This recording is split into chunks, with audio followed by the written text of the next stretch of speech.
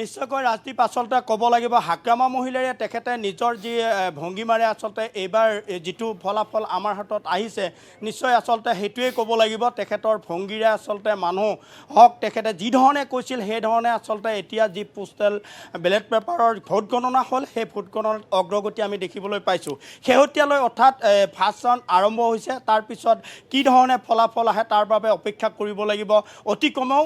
3 বজালৈ কিন্তু সমান্তৰালভাৱে মই এই মুহূৰ্তত ওদালগুৰি আয়ুক্তৰ কাৰ্যালয়ত আছোঁ আৰু এই ওদালগুৰি আয়ুক্তৰ কাৰ্যালয়ত ইতিমধ্যে যি পোষ্টেল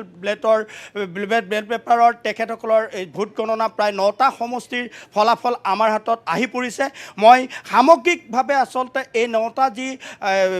পৰিষদীয় সমষ্টি কোনে আচলতে জয়লাভ কৰিবলৈ সক্ষম হৈছে বা প্ৰথম স্থান অধিকাৰ কৰিবলৈ সক্ষম হৈছে মই প্ৰতিদিন টাইমত দৰ্শকসকলক আচলতে জনাই গৈছোঁ আমাৰ হাতত আচলতে ভৈৰৱকুণ্ড সমষ্টিত BPFৰ প্ৰাৰ্থী ৰিহন দৈমাৰীয়ে পোষ্টেল বেলেটত তেখেতে প্ৰায় 61টা ভোট তেখেতে লাভ কৰিবলৈ সক্ষম হৈছে আৰু তাৰ পৰিৱৰ্তে বিজেপিৰ যিগৰাকী প্ৰাৰ্থী মেনন মুছাৰীয়ে তেখেতে মাত্ৰ 34টা ভোট পাবলৈ সক্ষম হৈছে আন এটা সমষ্টি আমি চাওঁ যিটো সমষ্টি আচলতে হাই প্ৰফাইল সমষ্টি বুলি ক'ব লাগিব ৰৌতা পাৰিষদীয় সমষ্টি এই ৰৌতা পাৰিষদীয় সমষ্টিত এইবাৰ যিহেতুকে মাজবাট পাৰিষদীয় সমষ্টিৰ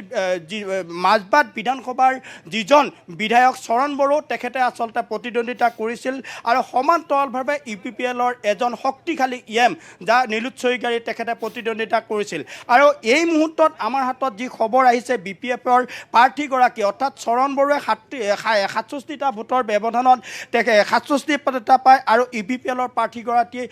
52টা পাবলৈ সক্ষম হৈছে আনহাতে আন এটা সমষ্টি আমি চাওঁ পাঁচমৈ চেৰপাং সমষ্টি অতি গুৰুত্বপূৰ্ণ সমষ্টি আৰু এই সমষ্টিটো আচলতে নন এছটিৰ বাবে ৰিজাৰ্ভেশ্যন য'ত আচলতে ইয়াত ST মানুহে আচলতে নিৰ্বাচন খেলিব নোৱাৰে তাত আচলতে BPFৰ প্ৰাৰ্থী শ্যাম চুন্দিয়ে 31টা ভোট পাবলৈ সক্ষম হৈছে আৰু আনহাতে আন এগৰাকী প্ৰাৰ্থী তেখেত নিৰ্দলীয় প্ৰাৰ্থী তেখেতে UPPLৰ তেখেত এজন প্ৰাৰ্থিত্ব বিচাৰিছিল প্ৰাৰ্থিত্ব নাপায় তেখেতে পুনৰ নিৰ্দলীয় হিচাপে তেখেতে আচলতে প্ৰতিদ্বন্দ্বিতা কৰিছিল তেখেত ৰাজু দাহাল তেখেতে প্ৰায় 28টা ভোট পাবলৈ সক্ষম হৈছে তেখেত দ্বিতীয় স্থান থাকিবলৈ সক্ষম হৈছে আন এটা মই ঠিক সেইধৰণে হালেংদুৱাৰ সমষ্টিৰ কথা মই পাৰিষদীয় সমষ্টিৰ কথা মই ক'বলৈ গৈছোঁ UPPLৰ প্ৰাৰ্থীগৰাকী অৰ্থাৎ UPPLৰ প্ৰাৰ্থী ৰবীন্দ্ৰ বড়োই তেখেতে 52টা ভোট পাইছে আৰু BPFৰ যিজন প্ৰাৰ্থী তেখেতে 34টা পাবলৈ সক্ষম হৈছে আৰু এটা অতি গুৰুত্বপূৰ্ণ সমষ্টি যিটো সমষ্টি হৈছে মুদৈবুৰী পাৰিষদীয় সমষ্টি তাত বিজেপিৰ প্ৰাৰ্থীগৰাকীয়ে 26টা ভোট পাবলৈ সক্ষম হৈছে তাৰ পৰিৱৰ্তে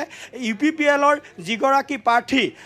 ৰমেশ হাজৰিকাই তেখেতে 25টা ভোটত অৰ্থাৎ এটা ভোটৰ ব্যৱধানত বিজেপি প্ৰাৰ্থী দিগন্ত বৰুৱাই আগবাঢ়ি আছে আৰু ঠিক সেনেধৰণে ধনচিৰি সমষ্টিত আচলতে BPFৰ প্ৰাৰ্থী যিটো সময়ত যিটো নিৰ্বাচন হৈছিল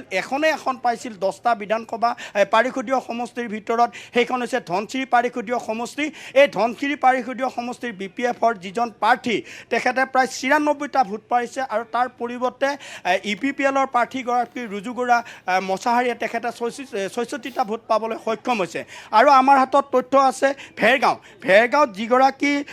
UPPLৰ প্ৰাৰ্থী তেখেতে মাত্ৰ 46 অৰ্থাৎ 46টা ভোট পাবলৈ সক্ষম হৈছে আৰু তাৰ পৰিৱৰ্তে বিজেপিৰ প্ৰাৰ্থীগৰাকীয়ে 43টা অৰ্থাৎ 3টা ভোটৰ ব্যৱধানত বিজেপি প্ৰাৰ্থীটো পিছ পৰি আছে আৰু সমান্তৰালভাৱে ননৈ চেৰপাং সমষ্টিত BPFৰ প্ৰাৰ্থী পল টপ্পোৱে প্ৰায় 20টা ভোট পাবলৈ সক্ষম হৈছে আৰু সমান্তৰালভাৱে TMCৰ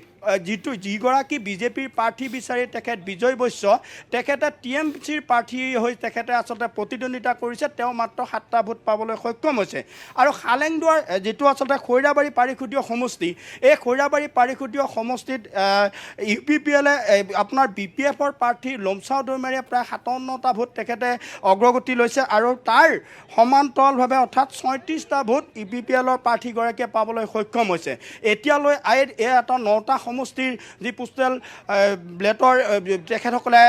ভোট গণনা কৰিলে তাৰ হিচাপ আমাৰ বা তথ্য সময় প্ৰতিদিন টাইমত দৰ্শকসকলক আমি জনালোঁ কিন্তু এটা সমষ্টি বিশেষকৈ হৰিশিঙীয়া যিটো সমষ্টি আছে এই হৰিশিঙা যি সমষ্টি এই হৰিশিঙা সমষ্টিটো কিন্তু এই মুহূৰ্তলৈ কোনো ধৰণৰ তেখেতসকলে আচলতে আমাৰ হাতত তথ্য অহা নাই কিন্তু এটা কথা ক'ব লাগিব ৰাজদীপ বিটিআৰ নিৰ্বাচনৰ বিশেষকৈ এই নিৰ্বাচনটো অতি শান্তিপূৰ্ণভাৱে আচলতে নিৰ্বাচন এই মুহূৰ্তলৈ হৈছে কোনো ধৰণৰ তেনে ঘটনা নিশ্চয়কৈ